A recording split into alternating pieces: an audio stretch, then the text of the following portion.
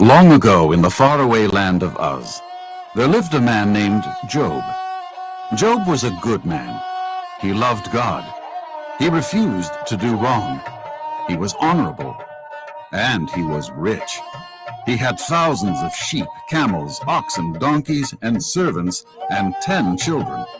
Job was the greatest man in the land, and everything in his life went smoothly. Meanwhile, Satan took notice. He complained to God about Job. "He only serves you because you give him so many blessings. If you take away Job's blessing, he'll curse you right to your face." God then told Satan to do with Job as he pleased, but on one condition: he could not harm Job. Satan slunk away, devising a devilish plan to make Job turn against God. One day, as Job was simply enjoying life, a servant ran up, breathless, with his devastating news. All the oxen and donkeys were stolen by an invading force, and the servants were killed. I barely escaped. Right as Job was hearing this horrible news, another servant ran up, shouting out, "A huge fire came and burned all the sheep and killed all the servants." Another servant was running to Job, sobbing in terror, "Job, the enemy came and stole all the camels and killed the servants." The servant had hardly finished when another servant came running to Job, screaming the most horrible news of all. "Your children were having a feast together, and a terrible wind destroyed the house. Your children are all dead."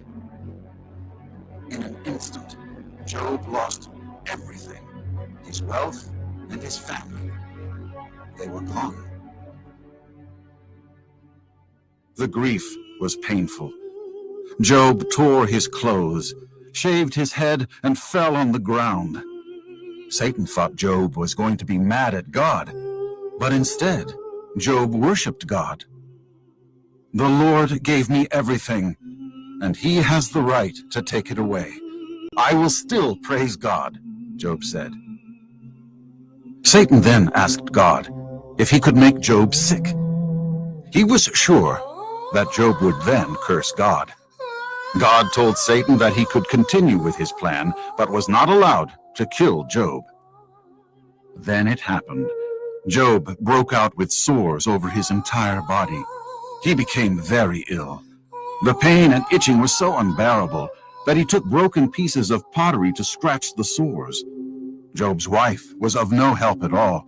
She came up to her husband and growled, "You're still trying to do good? Just curse God and die." Job did not sin. He continued to worship God. Even Job's friends started to turn against him. They thought that Job must have sinned for God to punish him like this. They were all trying to give him advice and tell him what to do. Instead of helping Job and praying for him, they criticized him. Through all this, Job still did not sin.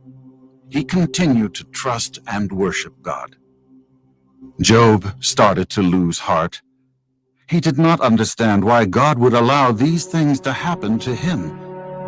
So God spoke with Job and explained to him that as God, he created Job and everything in existence.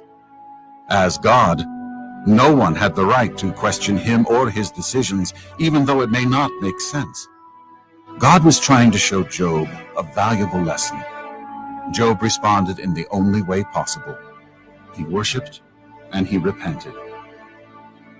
Eventually, Job's suffering stopped. Satan's plan did not work. Job still loved God. God was so pleased with Job that he healed him and gave him back everything he lost.